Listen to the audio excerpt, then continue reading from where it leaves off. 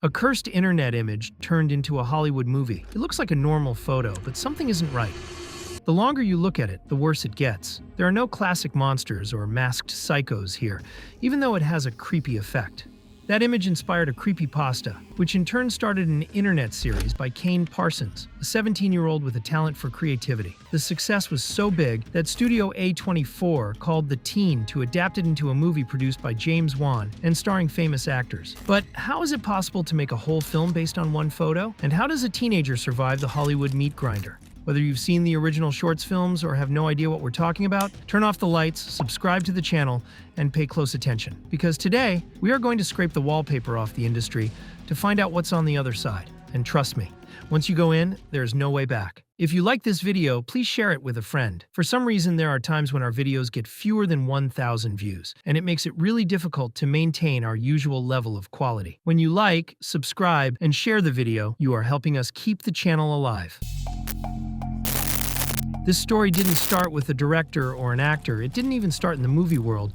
It started thanks to an image. In 2011, a strange photo appeared on 4chan, a site where anyone can post all kinds of material anonymously. At first, the image didn't seem to have anything special. An empty office space with yellow walls, clean floors, and fluorescent lights. Even so, everyone who saw it felt discomfort, tension, and chills. This reaction responds to the concept of liminal spaces. For those who have never heard of this, it is a fear that appears when we are shown places of transition, like hallways, waiting rooms, or lobbies, stripped of their social function. By being deserted, they create an atmosphere of unreality and tension. That strange empty office created a big debate among users, although no one could imagine it would end up inspiring a new concept, and even a movie. But we will get to that. For years, the image circulated without explanation, as if it had appeared out of nowhere, until someone turned it into a myth. In 2019, a user started a thread on a 4chan forum dedicated to the paranormal, asking to share strange or disturbing images. Soon, someone uploaded the mysterious photo, but accompanied by a text that begins with this phrase: "If you are not careful and you disconnect from reality in the wrong areas, you will end up in the back rooms." Then it states that there are thousands of square miles of empty rooms, randomly divided, and ends by saying, "God save you if you hear something wandering nearby, because it sure has heard you." That's how the photo became the seed of a creepypasta, a horror story born and shared on the internet that introduced a new concept: the backrooms, empty, endless places from which you cannot escape. It quickly created more creepypastas that invaded the web. Each story proposed new levels, unexpected rules, and indescribable creatures. There was no official canon, since the mythology was being built by the users. But each new edition was scarier than the last. The backrooms were not the first scary phenomenon to come from the internet. In 2009, Slender Man became an icon through inventive creepypastas, and eventually would also have his own movie. Even so, liminal spaces were something different. Now, the fear doesn't live in a monster, but in a geography. And if you're wondering where the photo that started this whole myth actually came from, make sure to stick around until the end of the video. In a few years, the backrooms began to go beyond creepypastas. They inspired Roblox games and also the look of the show Severance. However, they were still just separate, independent pieces, until a young man appeared who gave true shape to this new kind of terror: Kane Parsons. Born in 2005, Kane Parsons was one of the many teens captivated by the 4chan photo and the first creepypasta it created. In fact, liminal spaces had interested him since he was 8 years old, when he enjoyed videos of people walking through abandoned places. Parsons could have made a creepypasta like so many others, but he decided to go further. He had already been making shorts that he posted on Kane Pixels, his YouTube channel. Plus, he had learned to use Blender, the 3D modeling and animation software that is used even in Hollywood today. Thanks to those tools, he prepared the short film that changed everything: the backrooms. The plot begins with a group of kids filming a horror scene, until suddenly, without explanation, the cameraman falls into a carpeted, empty place lit by fluorescent lights. Looking for a way out, the cameraman walks through endless hallways, identical rooms, spaces that seem to repeat without logic. He discovers signs, marks, traces of something that isn't fully understood, and then he discovers he's not alone. Parsons uploaded the backrooms in January 2022, satisfied although not expecting too much. To his surprise, in a few hours it had thousands of views, and over the years, it accumulated more than 73 million views. The Backrooms devotees loved it immediately. It was a short film created through the found footage style, full of tension that didn't explain too much and inspired terror without needing a monster in sight. Parsons didn't limit himself to that success. He always considered it to be just the prologue to a saga. In the following months, he continued expanding the story with new videos, keeping the VHS aesthetic and the creepy tone. This mythology focused on the Async Research Institute, which studied the backrooms during the 80s and 90s. The plot also involves the United States government, missing people, and portals to another dimension. Now turned into an internet series, the Backrooms showed that those empty spaces could fit into a coherent narrative. Soon a fandom emerged that analyzed every detail, made theories, and rebuilt the story from fragments. It also attracted the press. From one moment to the next, the projects gathered reviews that praised the idea as a revolutionary piece created by someone who was only 16 years old. Thanks to the Backrooms, Kane Parsons finished shaping one of the most creepy horror myths on the internet. For many, it was scarier than Slender Man, although it would have a similar fate. A review on the Boing Boing website said it would end up becoming a Hollywood movie. The tone was negative, but it turned out to be a prediction of everything that was to come. Like any phenomenon, the Backrooms caught the attention of cinema, and the problems wouldn't take long to arrive. In February 2023, Parsons was coming back from school to make another short film when he received an unexpected call. It was an executive from A24. We already talked a lot about this company in other videos, but it is worth remembering that it is the most successful and bold independent studio of recent times. Just in terms of horror, it produced new classics like The Witch, Hereditary, and Midsommar.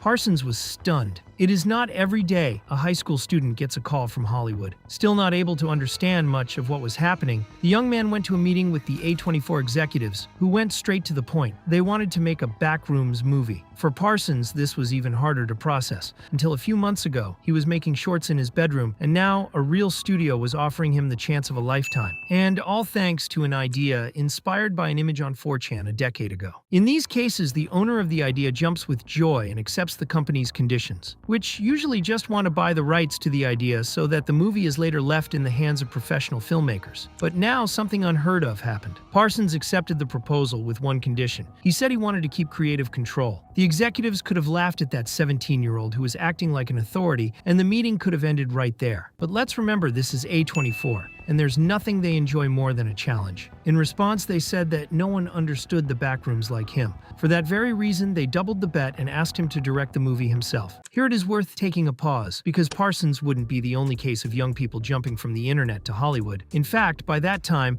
a new generation of directors coming from YouTube was already booming. In 2023, brothers Danny and Michael from the channel Raka Raka debuted with Take to Me, and then established themselves by making Brick Her Back.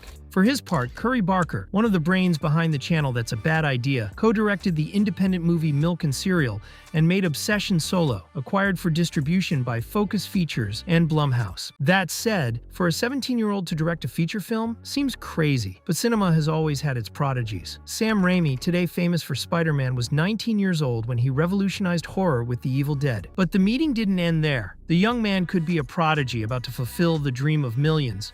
A24 executives know that even the best talents need help to grow. The executives told him he would need the backing of professionals, and right away two figures entered the office that shocked Parsons. On one hand, James Wan, responsible for the Saw, Insidious, and the Conjuring franchises. On the other hand, Sean Levy, director of blockbusters like Deadpool and Wolverine, and executive producer of Stranger Things. Both showed their devotion to the web series and the photo that started it, and they offered to produce the film with their respective companies. Parsons was in paradise. Besides the chance to direct his first feature, he would have the backing of a big studio and two powerful directors. But right away he became aware of the pressures and the bureaucracy, especially when it came to sorting out the contract. Being a minor, he had to have the supervision of his parents and lawyers. This bureaucracy took several weeks, and the young man understood he had entered a world as complex and unpredictable as his own invention. Once the papers were signed, the adaptation of the Backrooms was on its way to getting made. A24 had everything ready to start pre-production, with an estimated budget of $10 million, a modest number in line with the numbers the studio handles, but a fortune for a teenager who had been making shorts on his computer. The executives also set a release date for May 2026, meaning they would give the young director plenty of time so he could learn and work well. Parsons was more than ready, but an unusual problem for a Hollywood director came up. He had to wait for summer break at high school.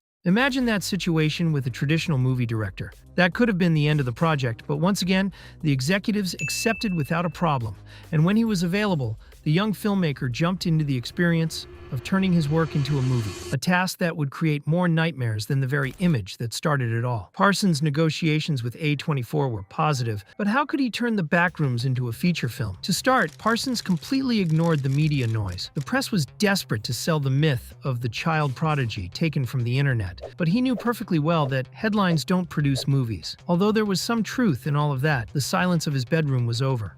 Overnight, the teenager had to leave the safety of his computer to be thrown into the center of a brutal machine, where every second of indecision costs thousands of dollars. And those who have been on a film set will understand me perfectly. A blockbuster is not a film school, it is a battlefield. Parsons, at barely 17 years old, had the titanic task of standing in front of an army of adult technicians and industry veterans to give them orders. It was no longer enough to have a scary vision. In the jungle of tracks, lights, and cameras, it doesn't matter how many millions of views you have on YouTube. If you don't earn the respect of your own crew, the set will eat you alive. Parsons was working against the clock, but he knew perfectly well what the first step to follow was. As we always say, no project can start without its script. His first meeting with Hollywood professionals began in the writing room. The one chosen to adapt the story was Roberto Patino, who came from writing episodes of Westworld. Along with him came another veteran from the same show, Will Sudick. Parsons ran the risk of losing control of his own project, but the opposite happened. The writers listened to him with attention and respect. He dropped his initial caution and explained his goal: to keep the essence of the Backrooms, but without repeating the found footage formula. This time he wanted something different, more narrative and emotional. In a short time, Parsons, Patino, and Sudick created the story. Backrooms would focus on a psychologist who goes looking for one of her patients. The key is under her own furniture store, where she found a maze of endless rooms able to defy logic. Once the script was ready, Parsons had to choose the cast. The idea was not to have stars, to keep the essence of the shorts, but he learned that he would need recognizable faces able to carry the film.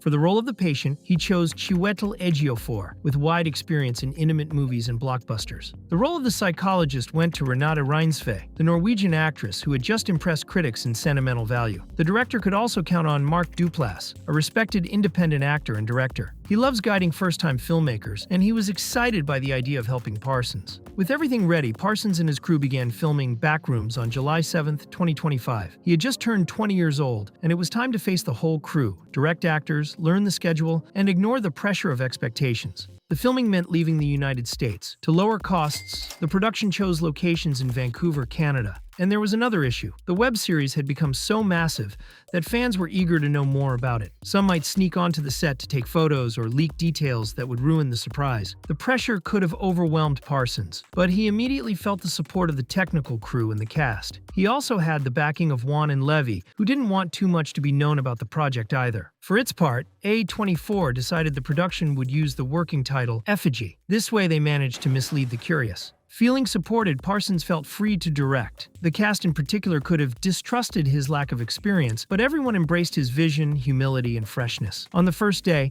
Reinsve in particular discovered that he hadn't seen many movies. His references came from other areas, like architecture, and he was always very clear about what he wanted. Duplass was ready to help him with whatever he needed, but he understood he had everything under control and knew every aspect of his work. Instead of overwhelming him with advice, he preferred to respect and preserve the deep mythology that lived in his mind. As the days passed, Parsons' initial insecurity gave way to firmer control. Not only did he know how to direct scenes, but he was protecting an idea he had been building for years. And so the filming of Backrooms ended on August 14, 2025. Parsons also had a strong presence in post-production, where he showed his talent for visual effects in service of the script and amazed the veterans in that area. But even in those days, he and everyone at A24 wondered how the general public would receive a movie inspired by a photo of unknown origin. After filming, Parsons and A24 were aware that everything depended on a key factor: how to present Backrooms to the world. On February 23, 2026, the studio released the first poster, which shows a wallpaper identical to the 4chan photo, with just a few details at the bottom. The fans understood the reference, but the rest of the world was confused, even indifferent. Not even A24 followers knew what to think.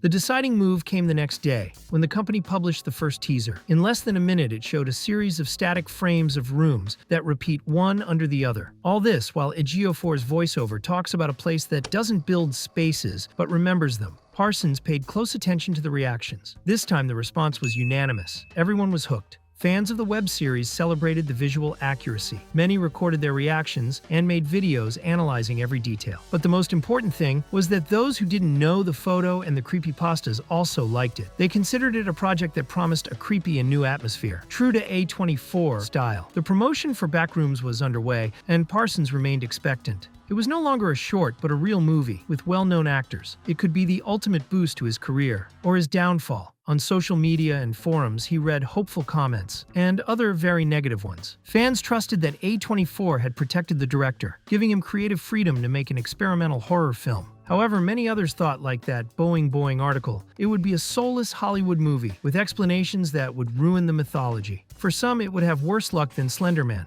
the other terrifying internet phenomenon that became a movie. Others simply couldn't understand how it was possible to make a movie from a photo. Parsons trusted his work, but he couldn't avoid the nervousness. Soon he received calls from Wan, Levy, and Duplass to offer their support, but no one from A24 called him. Until one night an executive contacted him and the director answered with a tight chest. He told him they had organized test screenings for Backrooms, which made the young man more uneasy. Then the executive said that during the screening, the audience stayed on the edge of their seats. When the screening ended, everyone was delighted. Those who knew the web series commented that it managed to expand and clarify its universe effectively. They also highlighted the work of actors like Rainsvey and A24, who gave depth to their characters. Hearing those words, Parsons felt better, at least for the moment. Beyond what happens with Backrooms, Parsons does not plan to stop. He assured that the movie is far from being the end of the road. He wants to expand into a limited streaming series, although he doesn't plan to leave the internet. And above all, he doesn't lose his focus. In every interview he gives, he highlights that you don't need to be an experienced professional to make shorts like The Backrooms or start personal projects. It is possible to create something interesting at any age. As Backrooms got closer to its release, the first big question of this story resurfaced. Where had the image that started it all really come from? That 4chan photo didn't come from the underworld itself or from another dimension. In early 2024, while Parsons was preparing the movie, a Discord community obsessed with the Backrooms decided to find out the origin of that image. The investigation was quiet, took months. It involved people from all over the world. It even required trips to remote areas, until they finally found something. The photo was real and came from a building in Oshkosh, a city in Wisconsin. It had been taken by photographer Bill Magritz in 2002 during the remodeling of Roner's Furniture, an old furniture store. Shortly after, the building was bought by the company Hobbytown, which turned that space into a remote control race car track. The owners themselves published the image on their page, without much impact, destined to be forgotten, until it appeared on 4chan. After so many years, the mystery of the photo had been solved, but it didn't lose its power because of that. It still creates all kinds of feelings for anyone who looks at it. And another question remains that maybe no one will ever answer. Who uploaded it to 4chan? Backrooms started from an anonymous image on the internet and created stories, theories, and a complete mythology. Aside from the final result, the movie has already set a precedent. It is the first time a Hollywood studio trusts a whole movie to a teenage director. And besides, that image is still a mystery, and it continues to scare. We took B-Movie way too seriously, and it wasn't a mistake. In the early 2000s, Jerry Seinfeld was a comedy god.